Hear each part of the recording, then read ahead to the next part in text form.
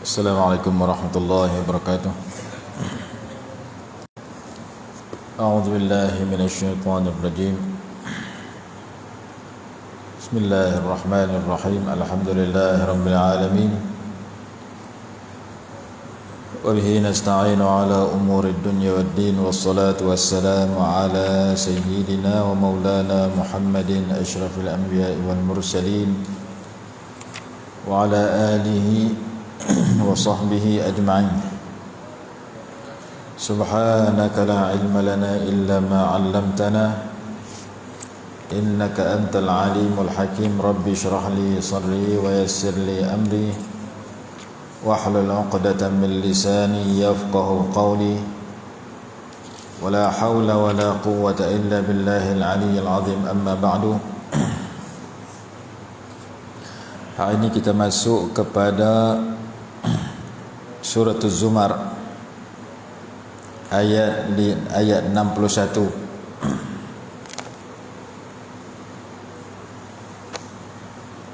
Allah Subhanahu wa taala berfirman, A'udzu billahi minasy syaithanir rajim. Ayat 60-61. Wa yaumal qiyamati tara alladhina kadzabu 'ala Allahi wujuhuhum muswaddah alaysa fi jahannama mathwan lil mutakabbirin wa yunajji Allahu alladhina ittaqaw bimafazatihim la yamassuhumus su'u wa la hum yahzanun. Sadaqallahul azim. Allah Subhanahu wa taala berfirman yang bermaksud, dan pada hari kiamat kamu melihat orang-orang yang mendustakan ke atas Allah, wajah-wajah mereka menjadi hitam. Bukankah di dalam neraka Jahannam itu tempat tinggal bagi orang-orang yang takabur, orang-orang yang belagak, yang sombong atau yang angkuh, ataupun orang yang merasa dirinya tinggi daripada orang lain. Itu ayat 60 surah Az-Zumar.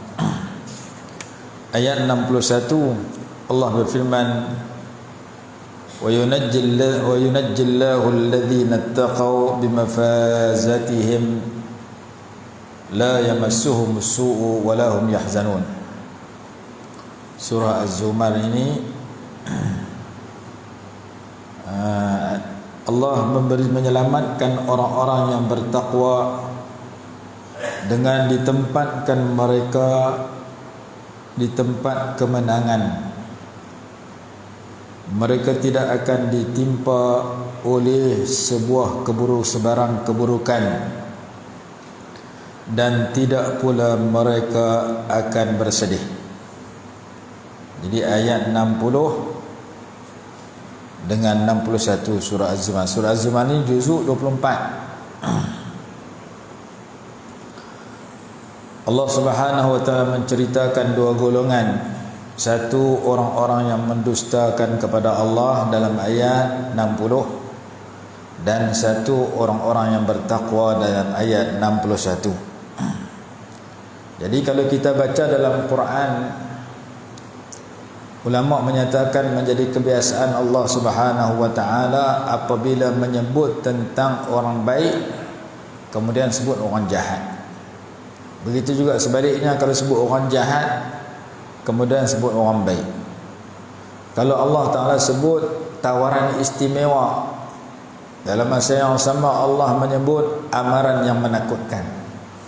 Contoh, Allah berfirman, faman ya'mal misqala dzarratin khairan yarah wa man ya'mal misqala dzarratin syarran yarah.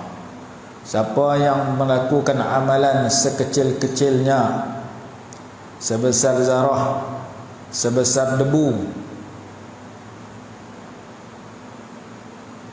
Amalan yang baik, dia pasti melihat pahala amalan dia, dia pasti memperolehi balasan daripada kebaikan itu.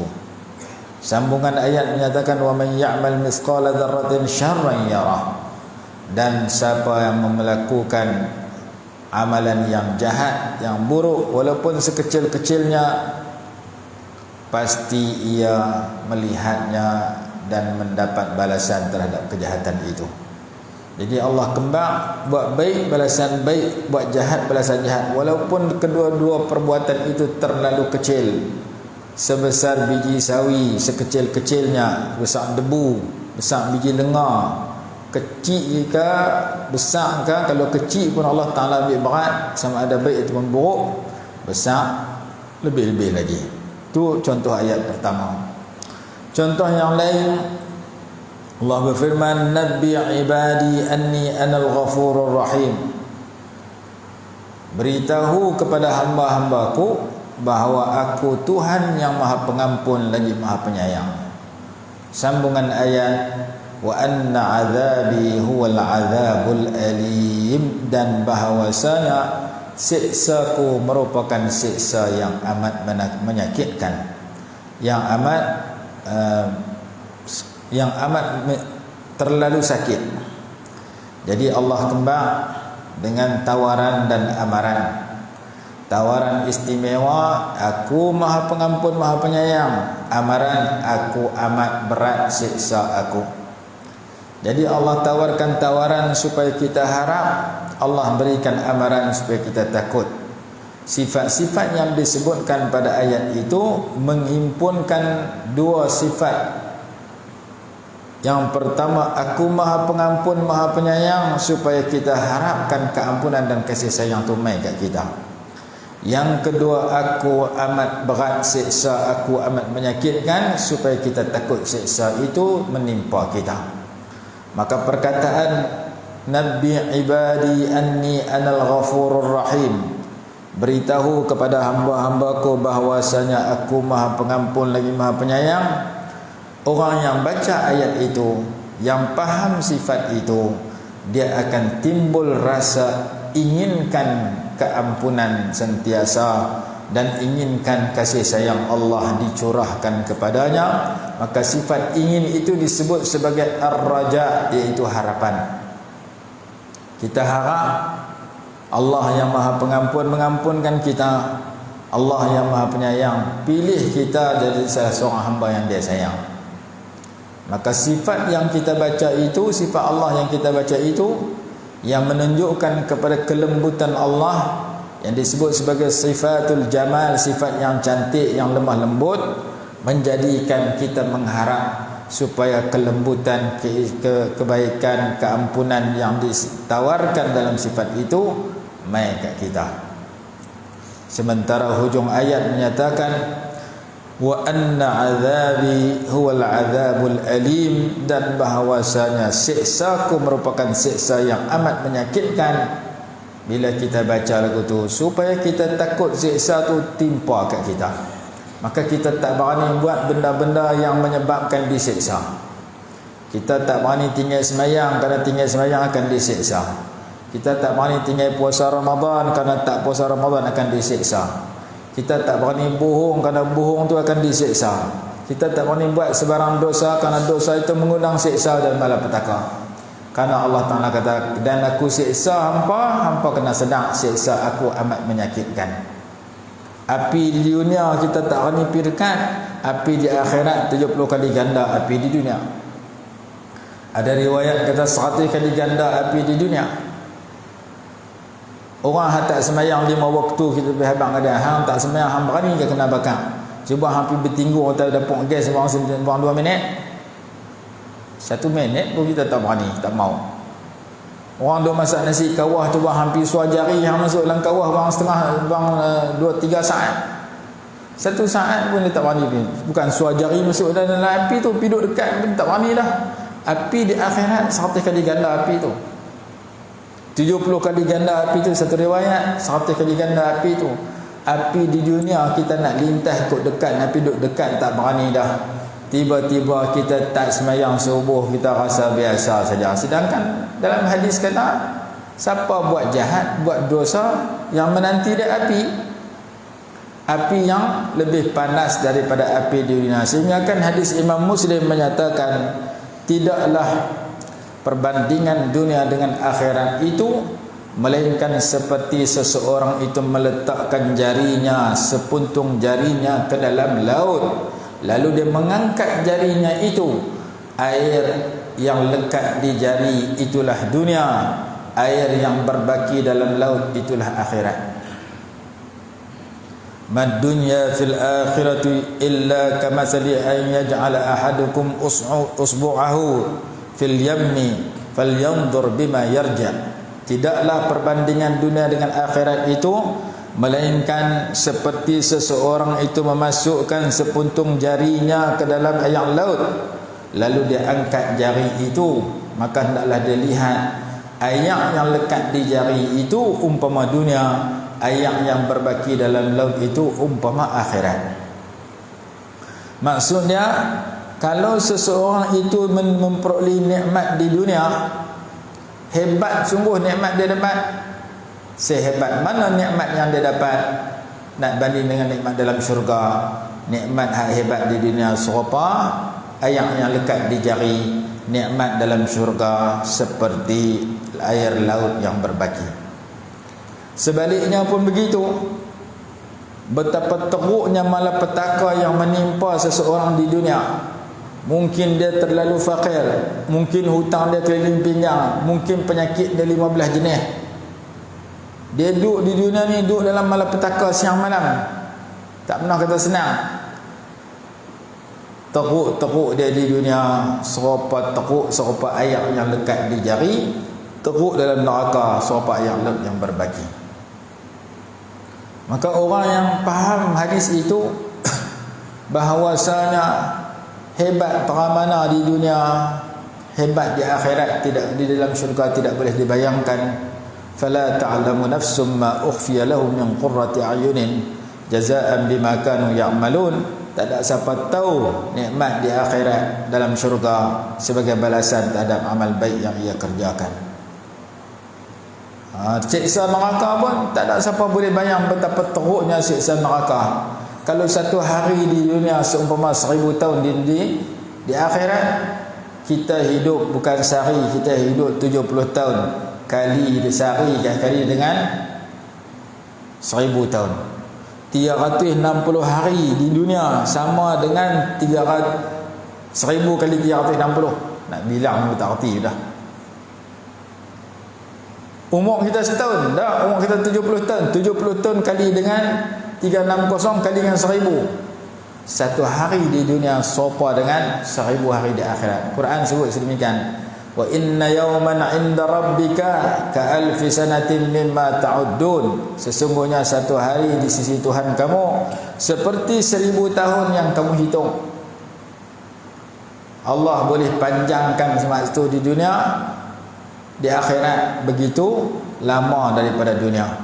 Dan Allah Ta'ala sebut orang masuk neraka ni bukan masuk setahun, bukan masuk 10 tahun, bukan masuk 100 tahun. Quran kata labisina fiha ahqaba. Mereka duduk dalam neraka itu berkurun-kurun. 100 tahun 1 kurun, 200 tahun 2 kurun, 300 tahun 3 kurun. Ahqab, berkurun-kurun 300 tahun ke atas. Jadi kita satu saat pun kita tak mau api di dunia, apalagi seminit. Seminit pun kita tak boleh masuk dalam api dalam kawah atau masak nasi kawah.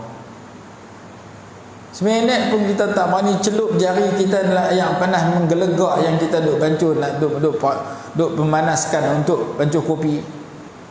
Habis mengaji sekali balik rumah, nak sarapan pagi, nak pergi kedai, segan kedai jauh. Dah kedai jauh kena bayar duit pula.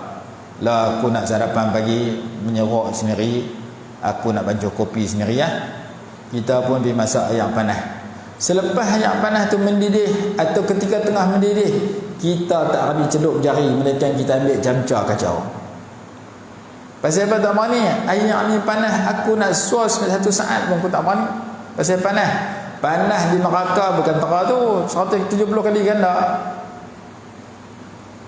Besar orang dalam neraka bukan besar macam kita lah ni. Dalam hadis Imam Tirmizi menyatakan, sepuntung gigi penghuni neraka sama besar dengan gunung Uhud. Tu dia. Gunung Uhud kita tak kenal, tak Nabi Madinah. Gunung Jerai tengok. Sepuntung gigi penghuni dalam neraka sama besar dengan gunung Jerai. Tu gigi sepuntung. Badan besar mana? Badan besar dia besar Malaysia. Ini dia kata Ustaz Umar jalan sesat main mana pula dia tahu ni. Saya sebut nama hadis dan kitab supaya tuan-tuan boleh tengok. Macam mana besar Malaysia? Awak Malaysia ada dalam hadis yang Gunung Jerai ada kata tak? Hadis kata sepuntung gigi penghuni neraka seperti sebesar gunung Uhud, dan jarak antara kepala lutut sebelah kanan dengan kepala lutut sebelah kiri ketika penghuni neraka itu bersila dalam neraka seperti jarak antara Mekah dengan Madinah. Kita naik bas daripada Mekah nak pergi Madinah berapa jam? 6 jam. Kita naik bas daripada Al-Ustaz pergi Kuala Lumpur berapa jam? 6 jam. Maka besar penghuni neraka ketika bersila dalam neraka seperti jarak antara Al-Ustaz dan Kuala Lumpur.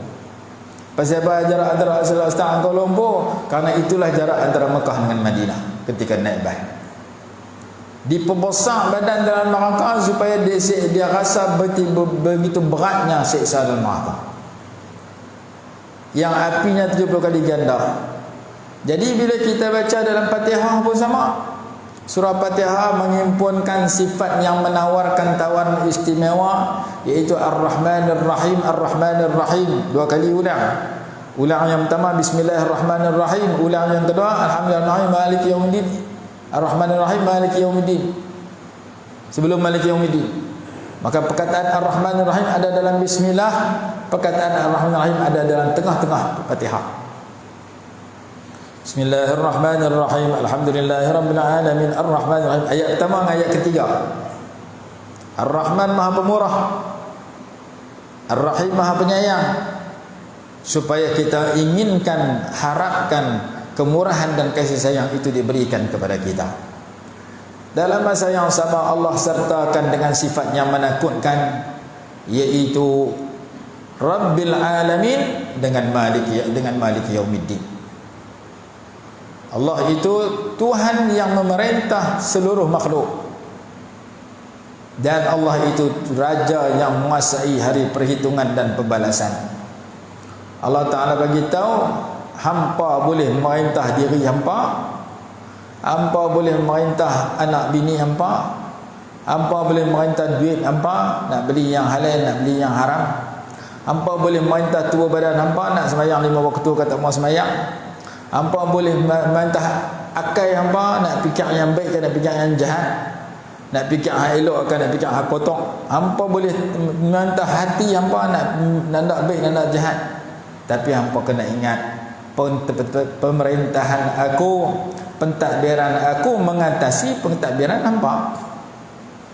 Kita boleh buat cari jalan nak tipu orang, Allah Ta'ala boleh timpakan malapetaka disebabkan kita tipu orang. Kita boleh guna kaki untuk tendang orang sebab kita kuat, Allah boleh patahkan kaki kita dengan aksiden. Allah boleh lumpuhkan kaki kita dengan buah penyakit stroke. Kita boleh guna tangan untuk mencuri hak orang, Allah Ta'ala boleh ambil tenaga di tangan kita, Allah boleh patahkan tangan kita, Allah boleh putuskan tangan kita kalau dia kehendak bila-bila masa. Kita boleh guna otak untuk fikir yang kotor, yang jahat, yang buruk. Allah boleh bagi otak kita jadi gila bila-bila masa. Maka kita tak berani buat benda salah, takut Allah hukum la tu. Bukan nanti ambil bagi sakit, patah kaki, putus tangan, gila tak payah. Bagi tak lena sudah. Sehari tak boleh lena, seminggu tak boleh lena, sebulan tak boleh tengok, kurus badan, susut turun 14 kilo. Bukan nanti tak boleh lena, pergi lekat tulang sudah. Makan nasi lemak ikan bilis, lekat tulang ikan bilis. Tak boleh nak bersembang lah. Saya biasa makan lekat tulang panjang, tengok nampak nak ambil tak boleh. Makan tulang lekat dalam ni, suluh dengan torchlight nampak. Suar nak ambil tak boleh, masih duduk dalam, nampak tulang duduk tu. Tulang ikan tamban rasan. Ikan tamban tulang banyak. Dan hati silap aku makan ayam tak ada tulang mentara ni. Dah lah lekat nak sembang tak boleh, nak ambil tak boleh. Suar nak ambil, nak muntah. Buat macam mana ni? Pasal tulang duduk dalam, nampak, nak ambil, duduk dalam. Last sekali pergi klinik, doktor tu keluar dia punya besi dia panjang, dia suat tarik RM15. Lega lah tu, doktor kata ambil ubat lah. Dalam hati tak bagi, tak ada ubat lah, tulang pun, tulang satu. Tapi dah kita masuk dalam kawasan dia, kita kena sami'na wa ata'na, tidak kacau kita. Dia kata saya cek kelak ambil ubat lah. Dalam hati, mampu lah aku RM4 nak kena. Padahal dia nak ambil seminit, 1 saat nak pum, dia tarik kena. Pi kena RM15. Kita tulang lekat telah hongkong pun kita terduduk tak sedap lah. Sembang tak boleh, makan minum tak mau dah, muka tak apa manis dah, emosi kita dah tak stabil lah. Pasal apa? Allah hantar tulang satu-satu dekat jangkung, tak boleh buat apa. Tambah yang lain. Maka perkataan Rabbil Alamin itu satu amaran Allah kepada pembaca yang faham kepada sifat itu. Kemudian Malik Yaumiddin, raja yang menguasai hari perhitungan dan pembalasan. Maksudnya kalau kita buat jahat, tiba-tiba di dunia tak kena balas. Semayang tak pernah, sakit pun tak pernah. Orang semayang kadang sakit 5 jenis, 10 jenis. Aku tak nak semayang pun, duduk sihat lebih daripada dia je. Orang tak semayang, hutang keliling pinggang, fakir miskin. Aku tak semayang, kaya lebih daripada orang lain. Aku terima rasuah, duit juta-juta, berbilion-bilion. Kawan tu tak terima rasuah, hutang keliling pinggang. Dia buat baik tapi susah, aku buat jahat tapi senang. Allah Ta'ala peringat, walaupun hampa buat jahat macam-macam, hampa kufur kepada Allah, hampa tak buat kewajipan yang diwajibkan, hampa tak tinggal yang haram yang ditinggalkan, tiba-tiba aku tak hukum hampa di dunia, hampa ingat hampa akan jumpa aku dengan hukuman aku yang lebih berat di akhirat. Kerana aku Maliki Yaumiddin, aku raja yang menguasai hari perhitungan dan pembalasan. Mesti kejahatan yang hampa buat aku balas cara jahat. Kalau hampa tak bertobat, mesti kebaikan yang hampa buat aku balas cara baik. Kerana Allah Subhanahu wa taala Maha Adil. Maka dua sifat itu menakutkan pembaca kalau dia faham. Kalau dia terlanjur buat jahat, dia cepat-cepat sedar dan bertaubat. Kerana dia takut pentadbiran Allah yang mengatasi pentadbiran segala makhluk itu, menguruskan pentadbiran dengan pembalasan segera di dunia sebelum di akhirat. Baca ayat lain pun sama. Jadi kebiasaannya ayat Allah sebut syurga, sebut neraka, sebut neraka, sebut syurga, sebut perbuatan baik, sebut perbuatan jahat, sebut sifat lembut, sebut sifat keras, sifat lembut, sifat tegas.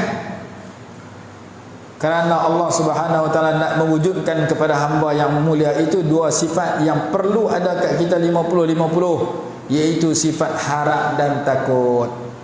Bila kita baca Bismillahirrahmanirrahim, Allah Maha Pemurah Maha Penyayang, saya harapkan kemurahan dan kasih sayang Tuhan kat saya.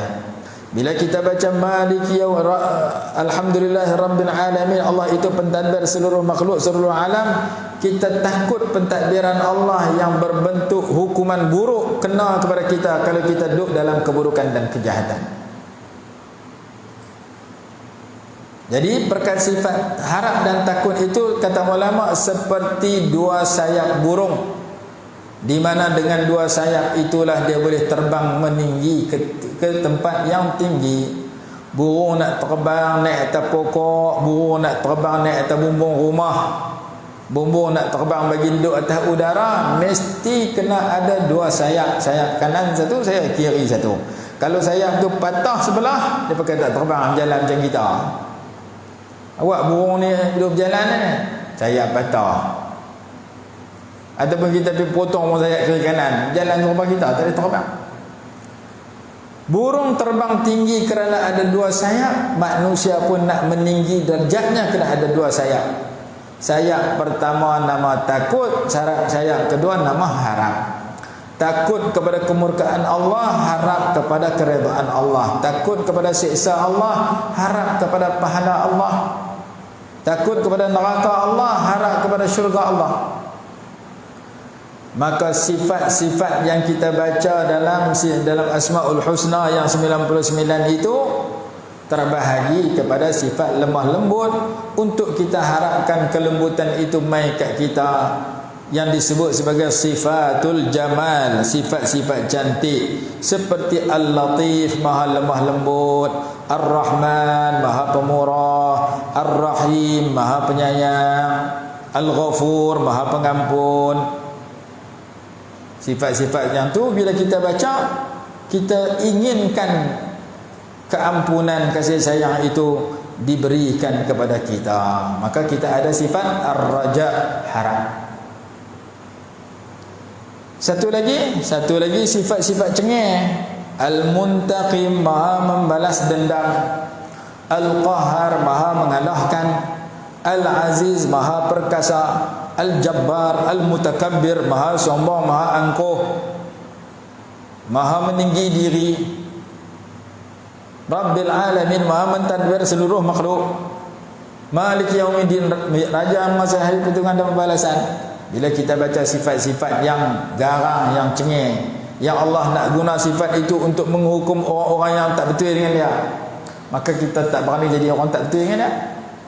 Kita perbetul akidah kita, kita perbetul ibadah kita, kita perbetul akhlak kita, kita perbetul cakap kita, kita perbetul penglihatan kita, kita perbetul pendengaran kita, kita perbetul hati kita, kita perelok perjalanan tindakan kaki kita, kita perelok tindakan tangan kita. Kerana aku tak berani tak betul dengan Allah, kerana Allah Ta'ala kata benda-benda sifat-sifat buruk aku nak hukum orang-orang tak betul dengan aku, orang-orang yang tak patuh ke aku, orang-orang yang derhaka ke aku akan hukum dengan sifat-sifat kekerasan, dengan sifat-sifat kesakitan, dengan sifat-sifat penyiksaan kepada mereka-mereka yang tak mau ikut kata-kata aku. Quran kata man amila salihan fali nafsihi, siapa buat baik dia dapat baik, wa man asaa fa 'alaiha, siapa buat jahat dia timpa jahat. Wa ma rabbuka bidhallamin lil 'abid, Tuhanmu tak pernah buat naya kepada segala hambanya. In ahsantum ahsantum li anfusikum wa in asatum falaha, jika kamu berbuat baik sebenarnya kamu buat baik kat diri kamu sendiri, jika kamu buat jahat sebenarnya kamu buat jahat kat diri kamu sendiri. Dalam ayat lain Allah sebut yukhadi'una Allah walladzina amanu wa ma yakhda'una illa anfusahum wa ma yash'urun. Mereka menipu Allah dan orang beriman, mereka tu orang munafik, orang yang berpura-pura baik sebenarnya jahat. Depa tipu Allah, depa tipu orang beriman, sebenarnya depa tipu diri depa sendiri tapi depa tak sedar. Tu sifat orang munafik. Orang kedekut pula, zakat tak mau keluar. Wa man yabkhal fa innama yabkhalu li nafsihi. Siapa yang kedekut sebenarnya dia kedekut kat diri dia sendiri. Dia tak mau keluar zakat, dia kedekut kat diri dia, kerana tak keluar zakat tu menyebabkan dia tak dapat rahmat Allah, tak dapat keampunan Allah, tak dapat pahala Allah, bahkan dapat api neraka Allah Ta'ala. Sebab dia duduk sangka untung tak keluar zakat, sebenarnya harta zakat itu akan bertukar jadi api yang bakar dia, akan bertukar jadi setrika yang setrika badan dia.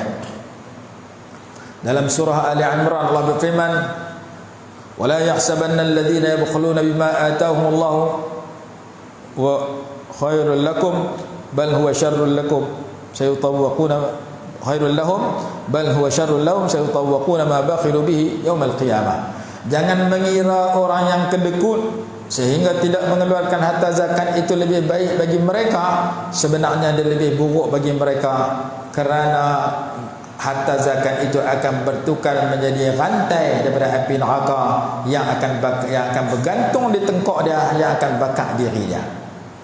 Ni duit zakat aku tak mau kelak, duit tu esok ketui duit tu bertukar jadi rantai. Rantai tu bukan rantai emas, bukan rantai perak, rantai api yang akan belit tengkok dia, yang akan bakar badan dia. Itu dalam surah Ali Imran, kalau tak silap. Satu lagi surah At-Taubah, Allah Ta'ala kata dalam Quran, haza ma kanaztum li anfusikum fadzuqu ma kuntum taknizun. Inilah harta zakat yang kamu simpan dulu di dunia, ditukar menjadi setrika daripada api neraka untuk setrika badan kamu. Rasailah apa yang kamu simpan dulu. Itu dalam surah At-Taubah. Jadi lah kita simpan harta zakat tak mau kelak. Oh syok, duit aku banyak duduk dalam bank, duduk banyak duduk dalam rumah, sedangkan harta zakat itu bertukar jadi api, bertukar jadi setrika panas yang akan setrika badan tuan dia dalam neraka, tak akan berhenti. Bila kita baca ayat-ayat begitu, kita rasa oh zakat ni bukan hak aku, kena bagi kepada golongan yang sepatutnya terima, aku tak berani simpan. Aku duk kedekut, memang kedekut kat diri aku, tak betul. Itu satu contoh. Contoh yang lain, seorang lelaki datang kepada Nabi SAW, dia pakai cincin emas. Orang jantan tak boleh pakai cincin emas, haram pakai cincin emas. Orang jantan, orang lelaki boleh pakai emas dalam 3 perkara. Satu, gigi emas, gigi dia patah, tukar gigi palsu, buh gigi emas sepuntung, contoh dia. Boleh. Ada orang lebuh sepuntung, lebuh banyak puntung, senyum depan budak, lari budak. Dia kata aku duit banyak gigi dah patah semua dah, aku nak letak gigi palsu. Dia buh orang 4 puntung depan tu, digelak-gelak pensan budak. Buh dekat sepuntung tu. Kenapa boleh buh gigi emas? Kerana berhajat. Kalau buh gigi besi dia tak elok, dia bau tak elok, mulut dia akan berbau busuk, maka dibenarkan guna gigi emas. Ada setengah-setengah orang buat yang tu. Yang kedua ujung jari emas, jari dia putih ujung jari, dia ambil emas ganti. Boleh. Tu ada dalam kitab, tapi kita tak nak jumpa orang buat gitu. Aksiden putih jari ganti jari emas tak ada. Dulu orang perang putih jari sambung dengan emas, supaya kalau sambung dengan benerin takut dia ada masalah. Yang ketiga hidung emas, hidung putih dalam perang ganti. Yang tu tak ada, nombor 2, nombor 3. Tapi kalau cincin emas, haram bagi lelaki pakai cincin emas. Ketika mana seorang lelaki main depan Nabi SAW pakai cincin emas, Rasulullah ambil cincin emas, lempak masuk dalam longkang. Rasulullah SAW bersabda, ayamilu ahadukum ayyaj'ala, adakah sengaja salah seorang lelaki di kalangan kamu mengambil bara api neraka letak di jari dia? Ayyaj'ala fi usbu'ihi jamrah minan nar. Berani sungguh seseorang di kalangan kamu pi ambil bara api neraka bu di jari dia, iaitu ambil cincin emas bu di jari dia, sedangkan dia seorang lelaki. Lelaki tak boleh pakai cincin emas, lelaki tak boleh pakai baju sutra. Tapi orang tak jumpa hadis tu dia pakai cincin emas. Orang tak jumpa hadis tu dia pakai baju sutra.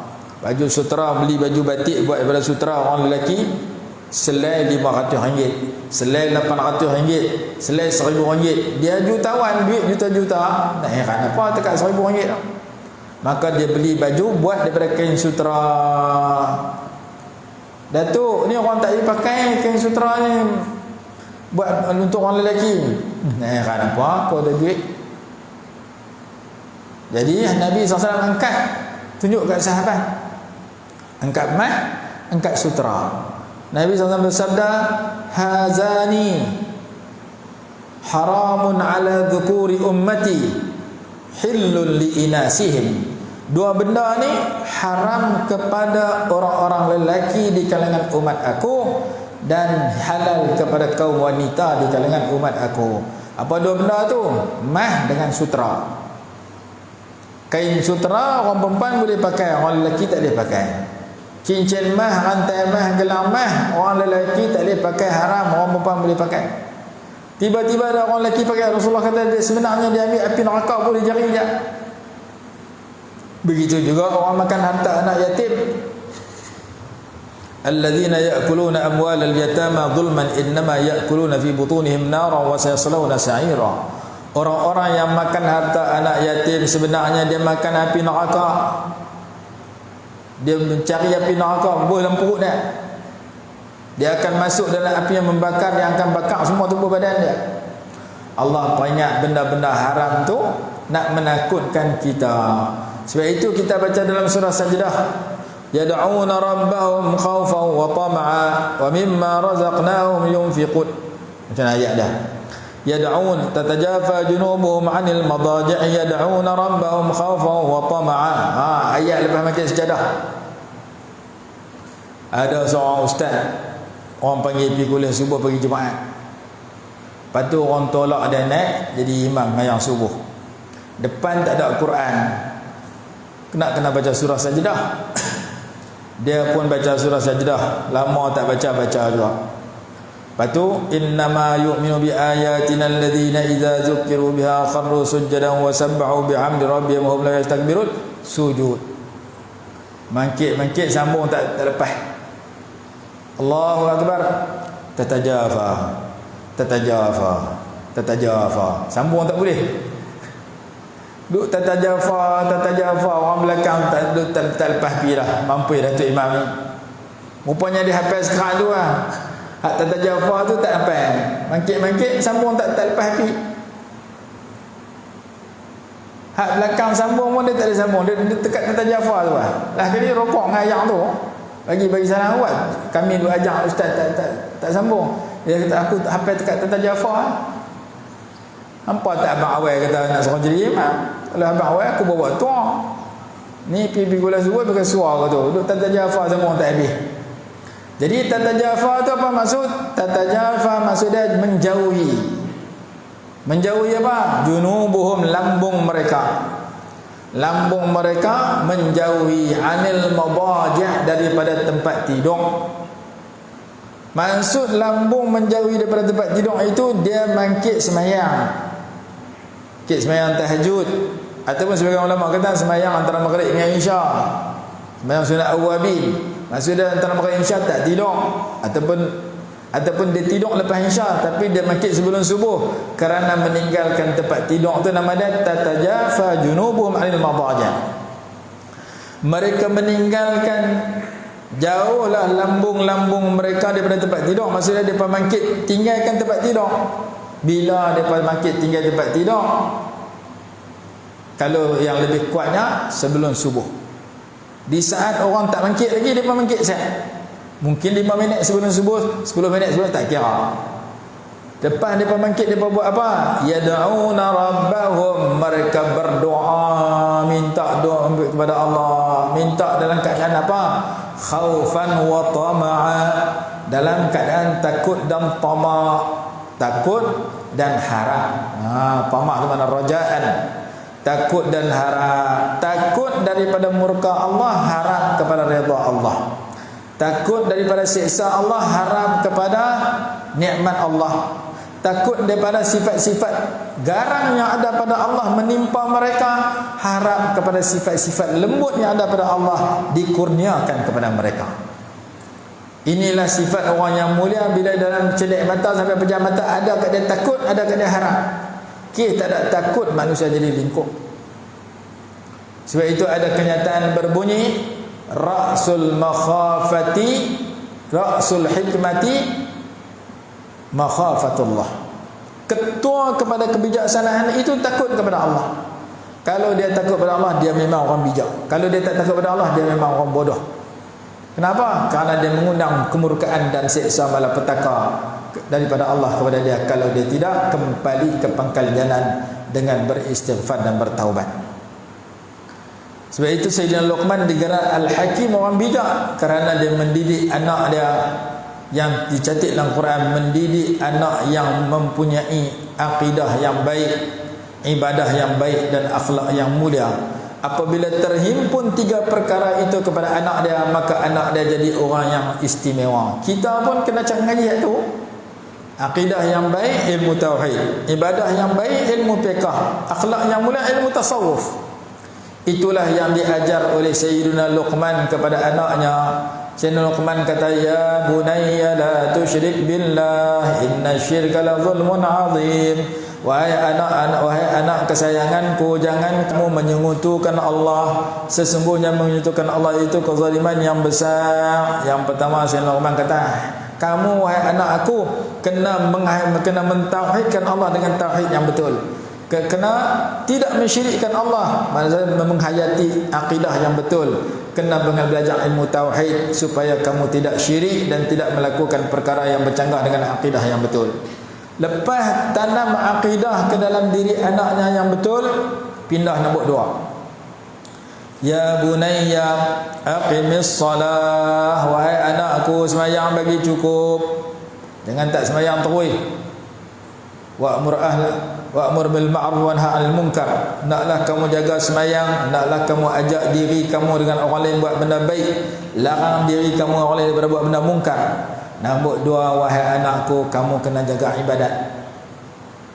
Nombor 3, wala tusa'ir khaddaka linnas wala tamshi fil ardi maraha, jangan kamu memalingkan pipi kamu daripada orang ramai, jangan kamu berjalan dalam keadaan belagak sombong angkuh. Nombor 3, kelaku kamu kena jaga. Jangan sembang tak mau tengok muka orang, belagak sampai sombong kat orang. Senyum kat orang pun tak mau, tengok muka orang pun tak mau. Orang depan kamu boleh berlakon baik, belakang orang kutuk kamu. Pasal kamu sombong angkuh. Sampai tak mau tengok muka orang, tak mau senyum kat orang. Orang jumpa kamu tengok muka singa. Dia kata tengok singa, baik tengok kau ni. Ada muka lebih daripada singa. Quran kata wala tusa'ir khaddaka linnas, jangan kamu palingkan muka kamu daripada orang ramai. Dan kalau kamu tengok orang ramai, jangan pamerkan muka yang tak baik, kerana hadis kata tabassumuka fi wajhi akhika sadaqah, kamu senyum di wajah saudara kamu itu sedekah. Kamu bermanis muka kerana menggembirakan hati kawan kamu, kamu dapat pahala. Kamu tarik muka sampai menyedihkan hati kawan kamu, kamu berdosa kerana memasukkan rasa sedih dan benci dalam hati kawan kamu. Di antara sifat orang beriman, idkhalus surur fi qalbil mu'min, memasukkan rasa gembira dalam hati orang beriman. Tiba-tiba orang beriman jumpa kita bukan rasa gembira, rasa meluat lagi ada. Kerana kita tidak berhadapan dengan wajah yang ditunjuk oleh Nabi SAW. Boleh kita cengeng kepada orang yang ingkar kepada Allah, yang memerangi Islam. Asyidda'u 'alal kufar ruhama'u bainahum, tegah cengeng kepada orang yang kafir kepada Allah, yang memerangi agama Allah. Masa tu tak boleh lemah lembut kepada orang yang memerangi agama Allah. Tapi kepada orang beriman, waqfid janahaka liman ittaba'aka minal mu'minin, merendah dirilah kamu kepada pengikutmu yang beriman. Jadi dalam surah Luqman kata, yang pertama akidah, yang kedua ibadah, yang ketiga akhlak. Baru anak dia jadi elok. Kita pun sama. Bila kat kita ada akidah, ada ibadah, ada akhlak, cantik. Dan akhlak itu main pada ibadah, ibadah itu main pada akidah. Kata Imam Abdullah Al-Haddad rahimahullah, akidah itu serupa perdu, ibadah itu serupa rantin, akhlak itu serupa buah. Buah mesti main pada rantin, rantin mesti main pada perdu. Kalau perdu tak ada, buah dengan rantin tak ada. Ustaz, saya tengok ada buah tak ada rantin, tak ada perdu. Hang tengok tak mana? Tu kedai buah Pekan Guang. Kita nak pergi jalan raya tu 4-5 biji kedai buah. Buah muktan ada, buah pelam ada, buah durian ada. Perdu tak nampak pun, rantin tak nampak pun. Tu tak kira, tu kepak lah. Tapi sebelum dia main duduk dalam tu, dia duduk di tempat dia, dia mesti duduk atas rantin, rantin mesti duduk atas perdu. Jadi pokok durian dulu, rantin durian, buah durian. Pokok muktan dulu, rantin muktan, buah muktan. Pokok pelam, ranting pelam, buah pelam. Dia tak boleh main buah terus tanpa ranting dan pokok. Maka buah itu adalah akhlak, ranting itu adalah ibadah, pokok itu adalah perdu. Kalau perdu tak ada, ibadat dengan akhlak tak ada. Jangan kita dihabang ke orang, anak aku bab keyakinan, keimanan dia tak apa bagus, akidah dia tak apa terti, masuk periksa tauhid dapat kosong, tapi ibadah semayang sehari 1000 rakaat, akhlak bagus sungguh, muhung lah. Kalau akidah dia tak betul, dia tak mempunyai keyakinan setiap kebaikan yang aku buat aku dapat baik, setiap kejahatan yang aku buat aku akan ditimpa jahat kalau aku tak bertaubat. Allah bagi satu ayat yang ringkas supaya kita pegang. Allah Ta'ala sebut dalam Quran, man amila salihan fali nafsihi wa man asa'a fa 'alaiha. Siapa buat baik, kebaikan itu patah balik pergi kat diri dia sendiri. Siapa buat jahat, kejahatan itu menimpa mudarat atas diri dia sendiri. Maka saya semayang, saya untung, saya tak semayang, saya undang buruk kat diri saya. Saya mengaji, saya untung, saya tak mau mengaji, saya undang keburukan kat diri saya. Saya berderma duit kat orang, saya untung, saya curi duit orang, saya undang keburukan pada diri saya. Kerana kalau saya buat baik, main baik itu kat saya. Kalau saya buat jahat, timpa jahat itu kat saya. Maka ketika itu dia tak berani buat jahat depan orang, ketika seorang, ketika ramai, ketika sikit. Kerana apa? Setiap kejahatan yang aku buat, aku mengundang balasan jahat daripada Allah ke atas diri aku. Maka dengan keyakinan itu dia akan baik di sebarang tempat. Di mana-mana tempat dia pergi, duduk depan orang, duduk seorang-seorang, duduk atas lebuh raya, duduk dalam bilik, duduk depan orang, duduk dalam bilik ayam, duduk dalam gua, duduk atas gunung, duduk dalam laut, dia tak berani buat jahat. Kerana kejahatan itu mengundang kejahatan, kebaikan itu mengundang kebaikan. Allah Ta'ala sebut dalam surah apa? Surah Al-Baqarah, fa'anzalna 'ala alladhina zalamu rijzan minas sama'i bima kanu yafsuqun. Kami turunkan kepada orang yang zalim itu siksa daripada langit kerana kefasikan yang mereka lakukan. Fasik dengan zalim mengundang malapetaka. Allah turun siksa daripada langit menimpa orang fasik, menimpa orang zalim. Sementara kebaikan itu mengundang keberkatan daripada langit, daripada bumi. Walau anna ahlal qura amanu wattaqaw lafatahna 'alaihim barakatin minas sama'i wal ardh. Kalau penduduk mana-mana kampung beriman dan bertakwa, kami bukakan keberkatan daripada langit, daripada bumi. Langit buat turun keberkatan kebaikan, bumi buat keluar kebaikan dan keberkatan kepada orang yang memiliki dua sifat, iman dengan takwa. Langit boleh buat turun malapetaka, Allah boleh buat turun malapetaka daripada langit kepada orang memiliki dua sifat, zalim dengan fasik. Maka orang yang berpegang dengan ayat, kalau aku buat baik aku dapat baik, kalau aku buat jahat aku ditimpa jahat, akidah itu menyebabkan bangkit subuh mak ayah tak ada gerak. Kerana kalau aku semayang subuh untung kat aku, kalau aku tak semayang subuh rugi kat aku. Yang kita dah kena paksa anak kita, kenapa anak kita tak ingat ayat tu. Dia kata kalau aku tak semayang subuh aku untung tak ada bangkit, dia 8 pagi pun boleh tidur. Dia berasa untung haksat, dia lupa rugi dia dalam kehidupan dia, dunia akhirat hidup dia tak berkat kerana tinggal semayang. Maka kita dapati bahawasanya ulama kata akhlak yang mulia serupa buah. Kalau kita tanam pokok pelam tak jadi buah pelam, kita tebang buah pokok tu. Kita tanam pokok durian, dekat ada pokok, ada ranting dan daun, buah durian tak jadi, kita tak mau. Maka kalau kita tanam pokok yang berbuah, kita nak buah. Pokok limau nak makan buah limau yang manis, pokok pelam nak makan buah pelam yang sedap, pokok mu'tan nak makan buah mu'tan yang lazat, pokok durian nak makan durian yang elok. Maka orang yang beriman tak cukup dengan imannya yang tinggi, tak cukup dengan ibadat dia yang banyak, kena ada nombor 3, iaitu buah dia. Apa dia buah dia? Kelakuan yang baik. Kita jumpa orang mengaji tinggi profesor, kelakuan tak baik, kita benci kat dia. Kita jumpa orang mengaji tak boleh, ABC tak kenal, tapi kelakuan dia baik, kita suka kat dia. Bukan dekat kita, kucing pun suka. Dia tu mengaji ABC tak kenal, adik batak tak kenal, tapi bagus jumpa kucing yang kajian bagi lauk, kucing terima kasih kepada dia. Dia tu mengaji PhD 3, tapi jumpa kucing penyepak kucing tu melambung, Kucing tengok dia lari awal, dia kata tunggu lagi, dia pun penyepak pula. Ngaji tinggi tapi duk sepak aku selalu. Kucing pun benci kat tuan dia kurang ajar. Kucing pun suka tuan dia baik. Manusia lebih-lebih lagi. Maka tiga benda ni kita kena kenal dan duk kat kita. Satu, akidah yang betul ahli sunnah wal jamaah.